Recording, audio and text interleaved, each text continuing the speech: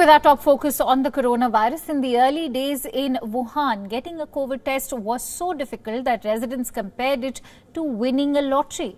For the few who did, the tests were often faulty, resulting in false negatives. Now, an Associated Press investigation has found that the widespread test shortages were caused largely by secrecy and cronyism that toward China's top disease control agency. The flawed testing system prevented scientists and officials from seeing how fast the virus was spreading. Another way in which China fumbled its early response to the virus. Reports have now found that China's CDC gave test kits designs and distribution rights exclusively to three then obscure Shanghai companies, all companies with which officials had personal ties. The investigation states that the deals took place within a culture of backdoor connections. Sources mentioned that the Shanghai companies Genodux Biotech, Witui Biotechnology and Biogerm Medical Technology paid the China CDC for the information and the distribution rights.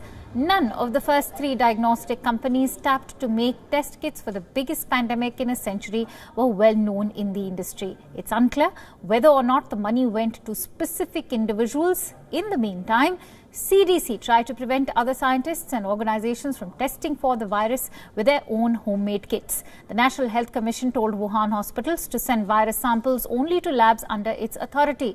It also endorsed only test kits made by the Shanghai companies.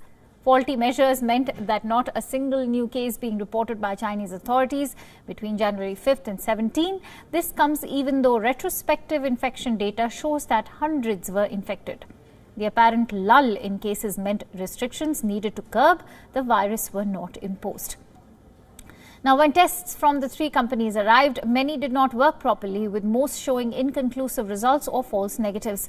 Technicians were hesitant to use test kits that would later prove more accurate because the CDC did not endorse them. With few and faulty kits, only 1 in 19 infected people in Wuhan was tested and found positive. Others without tests or with false negatives were sent back home, where they could have spread the virus. One study estimates that intervention 2 weeks earlier could have reduced the number of cases by 86%.